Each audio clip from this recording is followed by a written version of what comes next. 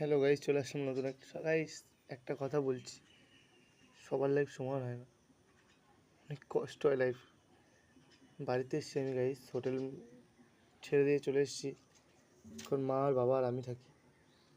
মা বাবাকে দেখতে আমাকেই হয়, দূরে বসে মা বাবাকে দেখা হয় না, কষ্ট লাগে। তোমাদের একটু সাপোর্ট চাই। কেন আমাদের এখানে হোটেলে বেশি টাকা স্যালারি নেই, তার জন্য আমার বাইরে যেতে হবে। আর একটাই উপায়, ইউটিউব চ্যানেল। এটা ছাড়া আমার কোনো উপায় নেই। আপনি যদি প্লিজ একটু সাবস্ক্রাইব করে দেন, খুব হেল্প হয় প্লিজ গাইস।